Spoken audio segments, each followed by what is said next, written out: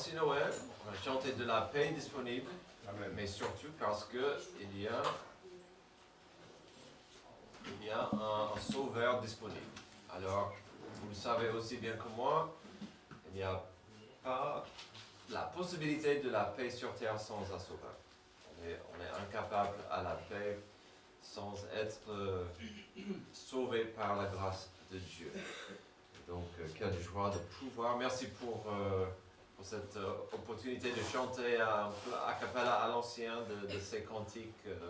Ça nous a fait du bien. Mais quand même, on va continuer notre chemin. Ayez confiance dans 1 Thessaloniciens. Donc, c'est notre série où, normalement, chaque dimanche, on va verset par verset dans ce livre. Pourquoi ayez confiance? Car Paul écrivait cette lettre à cette église naissante qui commençait à avoir des doutes, commençait à avoir des soucis, malgré leur désir de suivre Jésus. Il voulait qu'ils comprennent. Le futur appartient à Dieu. Vous êtes dans ses mains. N'ayez pas peur de ce que vous ne pouvez pas voir et imaginer. Et donc, ayez confiance. C'est un thème important pour aujourd'hui, dans ce monde tellement obscur et difficile. Alors, ça fait plaisir, je dois le dire. Alors, quand j'ai vu ce matin qu'il y avait beaucoup de gens qui étaient absents, de nos fidèles, j'ai dit, oh mince, qui sera là? Mais quand même, on a pas mal de nos fidèles, mais on a des visages, des gens de loin, donc même de Pau. Pau, c'est loin, mais aussi de la Réunion. Ça, c'est un peu plus loin que Pau, quand même. Donc, quel plaisir de voir tous ces gens parmi nous ce matin pour voir ce que Dieu a pour nous. Donc, on va regarder le chapitre 4 de 1 Thessaloniciens. C'était la suite. Alors, est-ce que j'ai presque peur d'y entrer, car Antoine a commencé son étude tout à l'heure dans ce même chapitre, ou est-ce que j'ai dit que les grands esprits se rencontrent? Je ne sais pas. Quand il m'a dit, voilà, voici mon texte, j'ai dit, oh, ok, moi aussi. Donc, vous aurez une double portion de 1 Thessaloniciens chapitre 4. Amen. Alors, dans notre passage du jour, nous allons réfléchir au mot « jour ». Ou si vous préférez, aujourd'hui, nous allons réfléchir au mot « aujourd'hui ». Quand j'ai demandé au dictionnaire de m'aider avec la définition du mot « jour », je n'étais pas prêt pour la quantité de possibilités pour un tout petit mot, jour. Vous demandez, il y a une douzaine de définitions pour jour. Avec plus qu'une douzaine, bien sûr, nous devons focaliser sur la suite. Pour nos besoins aujourd'hui, nous utiliserons deux simples notions du mot, les deux idées les plus simples. Intervalle de temps compris entre le lever et le coucher du soleil, en un lieu donné de la Terre, d'une autre planète ou d'un satellite naturel du système solaire. Intervalle de 24 heures, considéré en fonction des circonstances qui lui marquent, température, événements, activité de personnes, etc. Donc, jour, plutôt simple, vous comprenez cette notion de aujourd'hui et ce jour, le jour. Si on va parler d'un jour dans un sens classique, sachez aussi que nous allons voir la notion de aujourd'hui. Donc, les deux vont ensemble. Que ferons-nous avec aujourd'hui? Avant d'aller plus loin, avec des notions d'un jour ou le temps présent, c'est-à-dire aujourd'hui, pensons quelques moments au futur. Il y a certains gens qui prétendent pouvoir vous aider à voir votre avenir. Amen. Que ça soit dans sa boule de cristal magique. Et s'il vous plaît, évitez ça. Amen. Amen. Ou peut-être ça sera quelqu'un avec des cartes, ou en lisant votre main, en regardant des étoiles. Dans le monde de la science-fiction se trouve l'idée de voyager dans le temps. Si vous demandez à M. Google de vous montrer des photos des vrais voyageurs du temps, il y a pas mal d'images. C'est incroyable. Je ne savais pas. Ne le faites pas, mon frère. Mais si vous demandez, montre-moi des images des gens, des voyageurs du temps, vous allez trouver. Et la plupart, en fait, ce sont des photos. des gens, il y a 100 ans, ils ont quelque chose dans la main, mais il semble aux gens que c'est un portable. Donc forcément, ça doit être un voyageur dans le temps, parce que en 1900, il semble avoir un portable. Ok, si vous voulez, mais ça, les gens pensent que ça peut se faire. Si vous pouviez voir quelques jours dans l'avenir, est-ce que vous le feriez? Alors ça c'est toujours la question, parce que si en quelques jours, vous voyez que vous êtes dans l'hôpital avec des jambes cassées à cause d'un accident de moto, peut-être vous éviterez une moto dans les jours qui viennent, je ne sais pas. Certains seraient tentés de jouer au loto. S'ils pourraient voir des chiffres gagnants, est-ce qu'on aurait hâte ou envie d'avancer quelques jours dans le futur? Je ne sais pas, peut-être il vaut mieux d'éviter ça. Et si vous avez regardé ce film, le deuxième surtout, vous allez comprendre que c'est souvent une mauvaise idée de jouer avec cette ligne de temps, d'aujourd'hui et demain. Finalement, voici la vérité des choses. Nous vivons nos vies un jour à la fois. Même si on devrait planifier et organiser pour le futur, notre attention devrait être sur aujourd'hui. Amen. Pour nous en tant qu'Église, pour nous en tant que croyants, pour nous en tant que disciples de Christ, quelle est la place de Dieu dans cette formule, dans cette notion de aujourd'hui et demain? Si vous n'êtes pas croyant, est-ce que le futur peut-être vous fait peur? Paul voulait que l'Église à Thessalonique comprenne bien cette question et des défis possibles qui en sont liés. Même si Paul a écrit ce passage il y a 2000 ans, il y a tant de leçons et vérités importantes pour nous de saisir pour aujourd'hui. Bien sûr, ça c'est une des beautés de la Bible. Elle nous parle aujourd'hui, même si c'était écrit il y a longtemps. Comme on dit souvent par rapport à la Bible, elle est toujours applicable à nos jours. Donc, dans un monde d'incertitude, comment naviguer aujourd'hui pour un avenir mieux? Ça sera notre question du jour. Dans un monde d'incertitude, comment naviguer aujourd'hui pour un avenir mieux? D'abord, choisir le chemin de Dieu. Verset 1. Maintenant donc, frères et sœurs, vous avez appris de nous comment vous devez vous conduire et plaire à Dieu. Et c'est ce que vous faites. De même, nous vous le demandons et nous vous y encourageons dans le Seigneur Jésus. Progressez encore. Vous savez en effet quelles instructions nous vous avons données de la part du Seigneur Jésus. Alors, ce n'est pas un secret dans les écritures de l'apôtre Paul que la première moitié d'une lettre, il va préparer la table. C'est-à-dire, il enseigne, il explique, il instruit des vérités et des concepts parfois de base, parfois profondes. Puis vers la fin de sa lettre, il va appliquer, il va parler des choses pratiques dans la vie de tous les jours.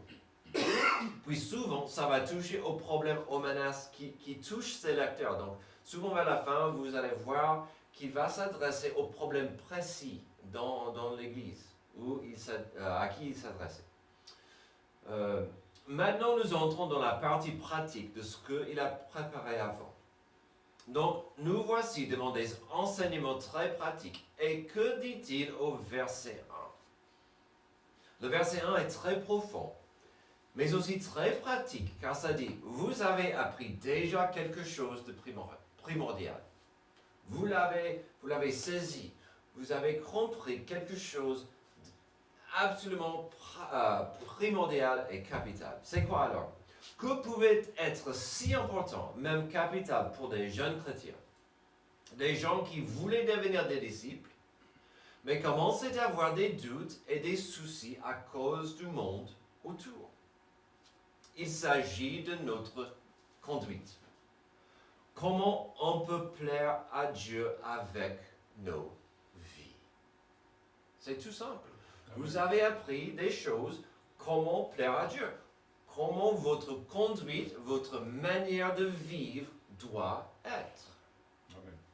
Il y a des façons des choses à éviter, il y a des choses à faire. Et là, il dit, vous avez appris, vous avez enseigné comment plaire à Dieu. C'est quoi votre conduite? Est-ce que ça plaît à Dieu?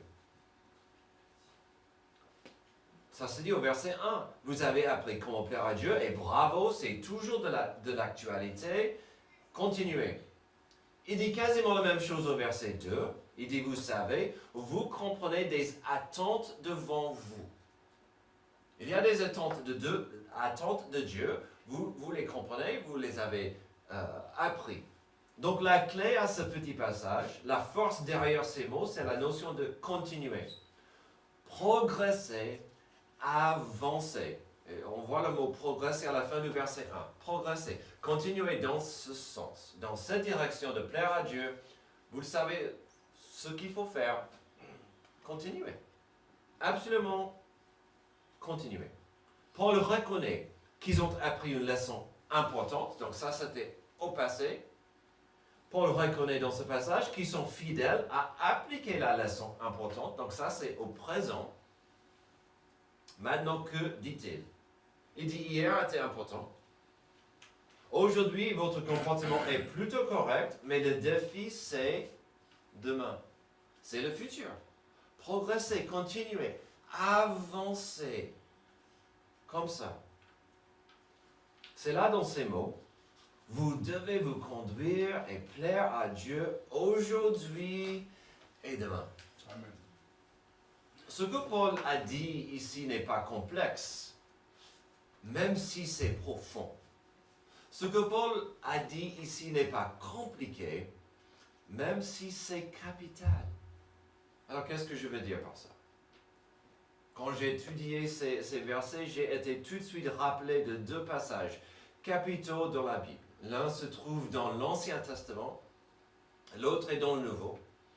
L'un est un des passages préférés d'un certain frère bien-aimé de notre Église, Antoine. Il pouvait nous le citer, je pense, car ça résume pour nous la volonté de Dieu pour l'humanité totale, ainsi qu'une réponse à notre défi du jour et notre premier point, c'est-à-dire de choisir le chemin de Dieu. Vous voulez parler de la notion de bien choisir le chemin de Dieu? Je vous propose Deutéronome 30, 15 et 16. Amen. Regarde, je mets aujourd'hui devant toi la vie et le bien, ou la mort et le mal. Amen. Deux choix.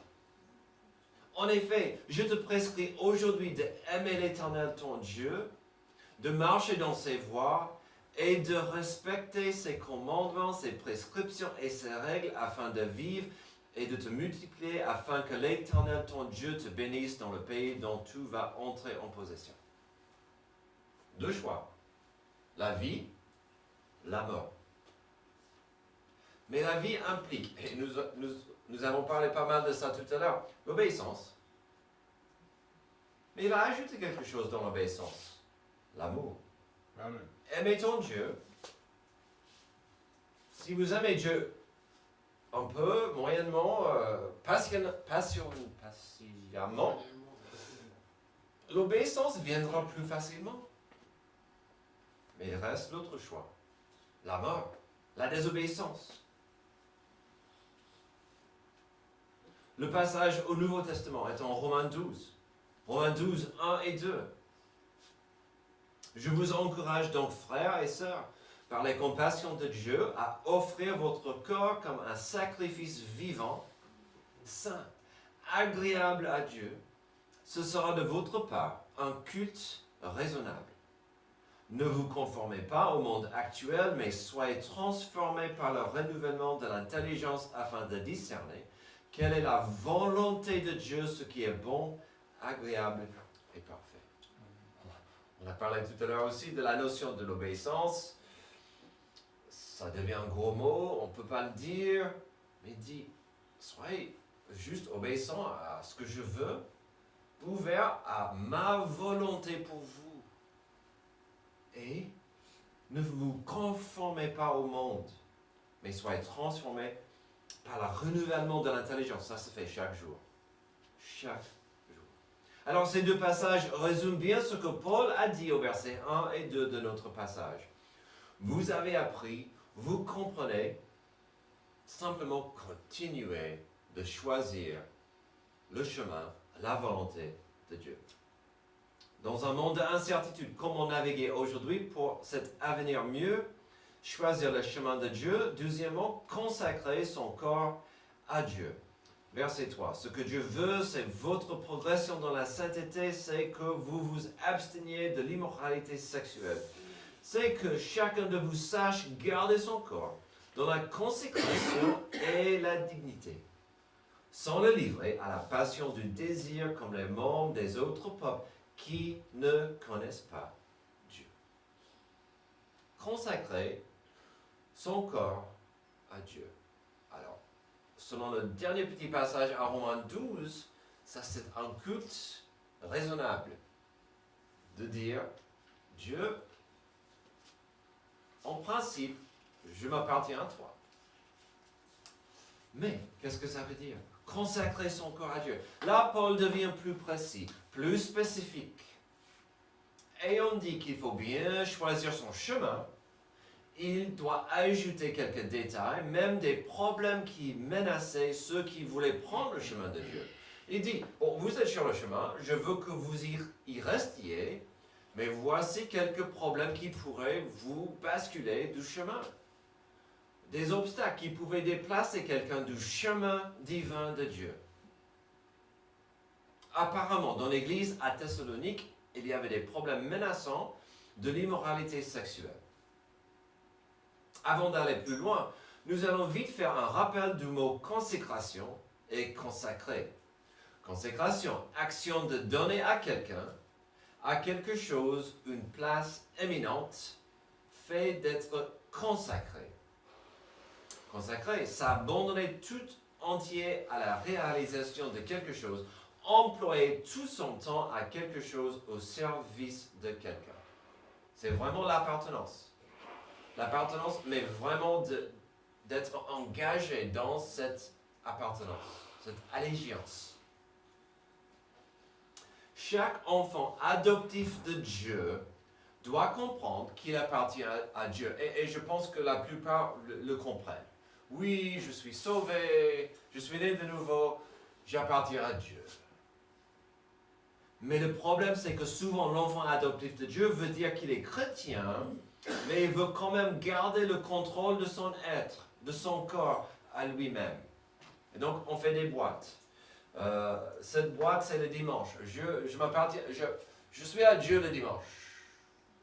Lundi et vendredi, je suis toujours à Dieu, mais le job, ma profession est plus important. Samedi, c'est à moi, vendredi soir, et puis on verra dimanche la suite. Et le loisir, et mes désirs. Mais est-ce qu'on est consacré? Ici, on voit une différence, si vous voulez, entre un chrétien et un disciple de Jésus-Christ. Ici, Paul fait un rappel tout simple d'abstenir de l'immoralité sexuelle. Quelle est la clé? Elle se trouve au verset 4 et la consécration. Verset 4, c'est que chacun de vous sache garder son corps dans la consécration et la dignité. Je m'appartiens à Dieu. Qu'est-ce que ça veut dire dans ma vie de tous les jours? Il fait appel à une maîtrise de soi qui est bien faisable et gérable quand on s'ouvre à la vérité de qui nous a rachetés et sauvés de l'esclavage du péché. Amen. Quand on comprend, et ça fait du bien de dire, chaque matin, quand on se lève, on se réveille, on dit, j'étais cette personne ancienne, esclave du péché, de ma chair. Dieu m'a pardonné, il m'a racheté, il m'a sauvé. Aujourd'hui, je vivrai pour lui. Par sa grâce. Et avec l'aide de son Esprit Saint. Paul n'est pas allé plus loin que ça dans son enseignement, mais nous savons bibliquement que le plan idéal de Dieu par rapport à ce sujet, c'est le mariage. C'est le mariage.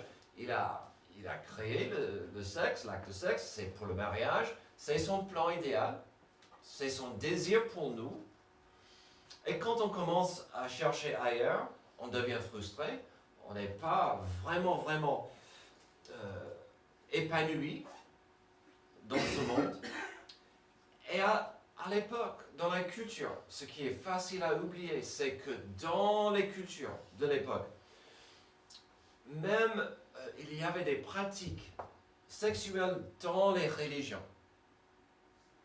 Dans le temple, beaucoup de religions, il fallait engager une prostituée, ou un homme ou une femme, pour faire la religion.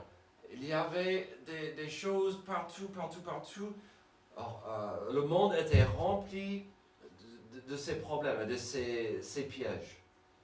Et donc, il y avait certains gens qui commençaient à pencher vers cette vie ancienne.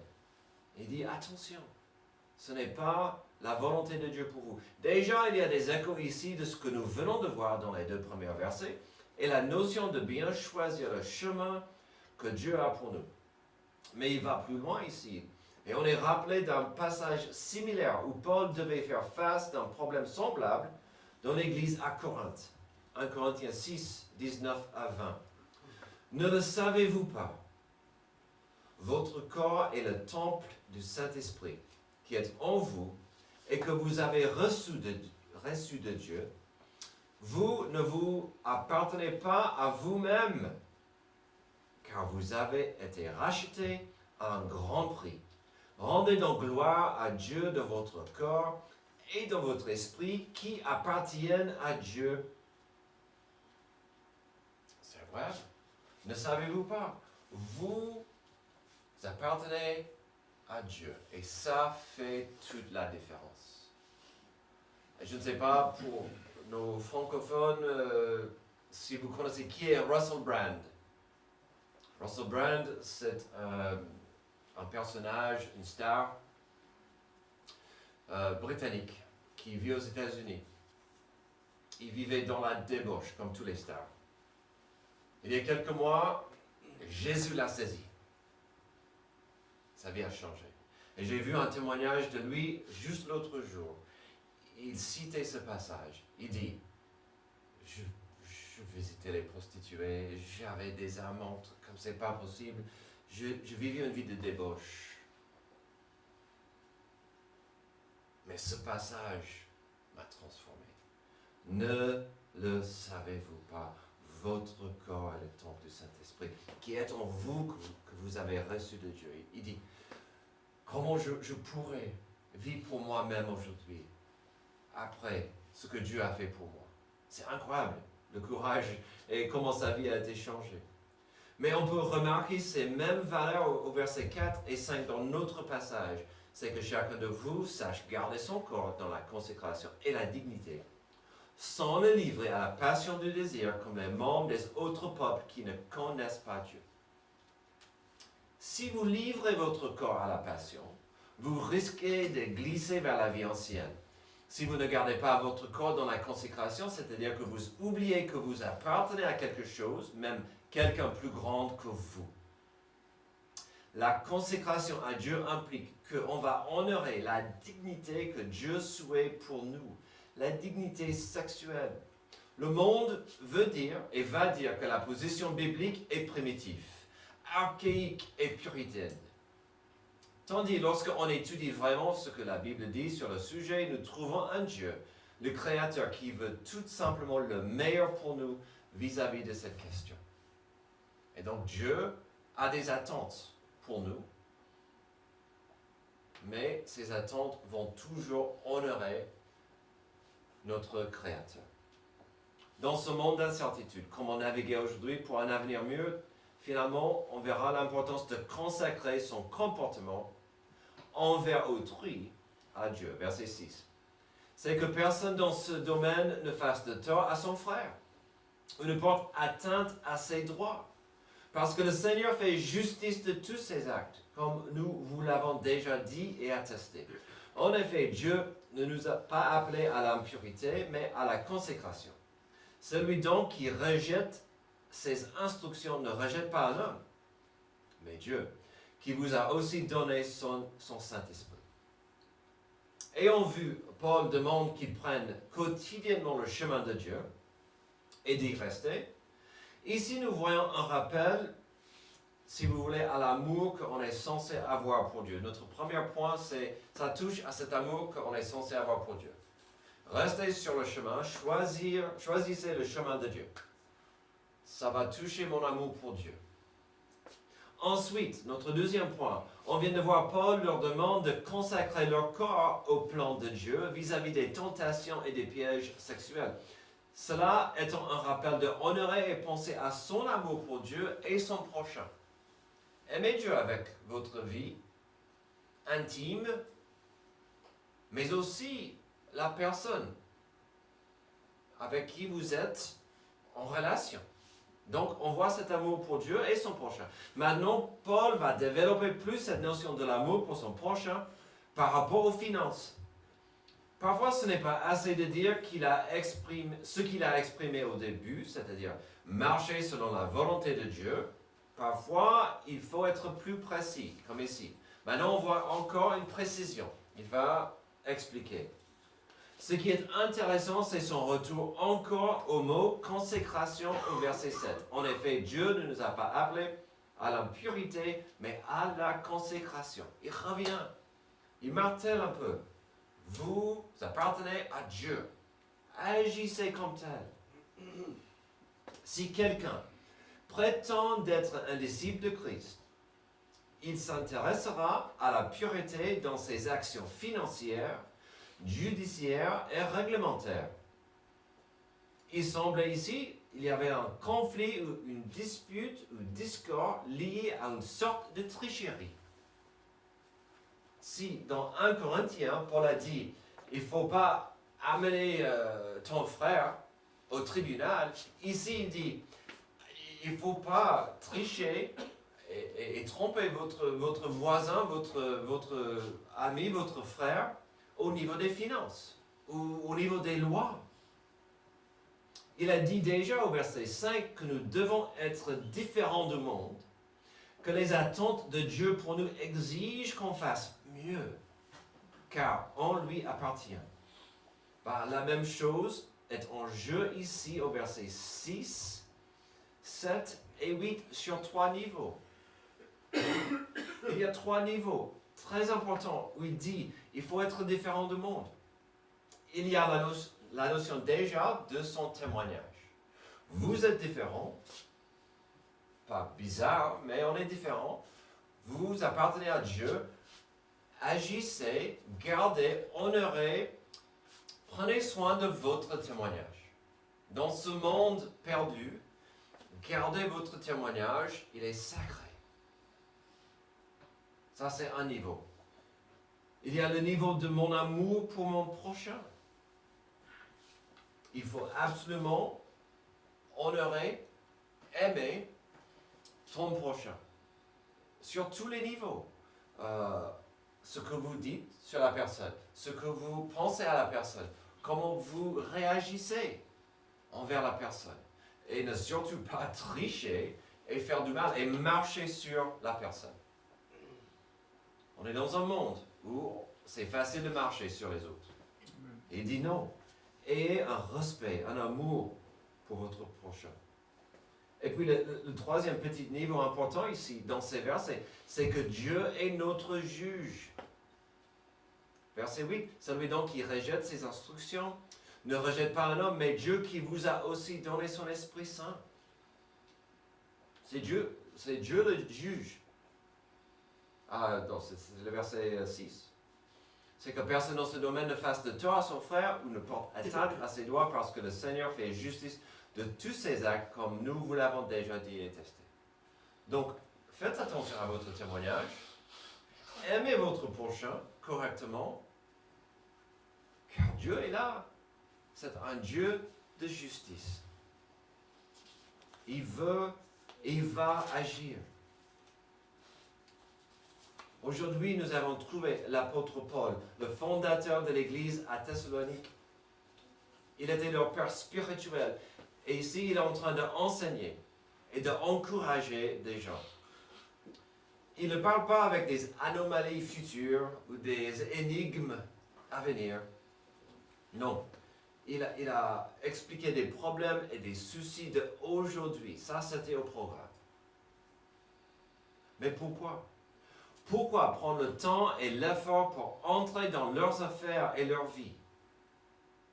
La réponse est simple et elle nous parle, elle nous guide, elle nous exhorte 2000 ans plus tard. C'est-à-dire que la vie n'est pas toujours en rose, vous le savez. Elle est souvent difficile et dure. Paul comprenait quelque chose de primordial sur cette vie et il voulait la partager. Si vous essayez de vivre votre vie pour demain, vous risquez d'être déçu aujourd'hui. Si vous essayez de vivre votre vie aujourd'hui pour soi, vous risquez d'être déçu aujourd'hui. Un peu plus tard dans sa vie, Paul a écrit ceci aux Éphésiens, à l'église en Éphèse, chapitre 5. Mais c'est bien applicable pour l'église à Thessalonique, c'est bien applicable pour l'église à Lucin. Amen. Faites donc bien attention à la façon dont vous vous conduisez. Ne vous comportez pas comme des fous, mais comme des sages. Rachetez le temps car les jours sont mauvais. C'est pourquoi ne soyez pas stupides, mais comprenez quelle est la volonté du Seigneur. Faites donc bien attention à la façon dont vous vous conduisez. Il a commencé le passage du jour en parlant de leur conduite. Choisissez le chemin de Dieu. Conduisez-vous correctement sur ce chemin. Ne vous comportez pas comme des fous, mais comme des sages. La Bible dit, le fou dit, il n'y a pas Dieu. Dieu n'existe pas. Et donc il dit, vivez comme si Dieu existe. Vivez comme si Dieu est là. Vivez comme Dieu veut faire une différence dans votre vie. Rachetez le temps car les jours sont mauvais. C'est pourquoi ne soyez pas stupides, mais comprenez quelle est la volonté du Seigneur. Quelle vérité. Comprenez quelle est la volonté du Seigneur. Aujourd'hui, on a parlé d'aujourd'hui. L'importance de choisir le chemin de Dieu. L'importance de consacrer votre corps à Dieu. Et l'importance de consacrer son comportement envers autrui à Dieu. Le futur. Serait-il important de le savoir et de le comprendre aujourd'hui? Serait-il une bonne idée d'y essayer? Si vous pouviez entrer dans une machine à voyager dans le temps, est-ce que vous le feriez? Finalement, nous avons trouvé un passage qui nous montre et qui nous rappelle que le moment capital, le moment propice, n'est pas demain, ce n'est pas le jour de Noël. L'an 2025 arrivera si Dieu le veut. Mais allons-nous appuyer sur Dieu aujourd'hui? Si vous lui appartenez, engagez votre amour pour lui et votre amour pour votre prochain dès maintenant. Soyons consacrés à notre Père éternel grâce au prix payé par Jésus-Christ le Rédempteur. Amen. Prions. Merci Dieu pour ce passage important qui nous rappelle de la consécration. Tu es notre libérateur, tu es notre sauveur. Dieu, tu es notre guide. Aide-nous à marcher selon ta volonté, comme nous avons vu. C'est-à-dire de t'aimer plus et d'aimer notre prochain dans une façon qui te glorifie. Et s'il y a quelque chose qui nous empêche, s'il y a des idoles qui nous basculent, aide-nous à garder nos yeux fixés sur toi dans cette saison obscure et difficile. Merci pour ton Fils. C'est dans son nom que je prie. Amen. Amen. Levez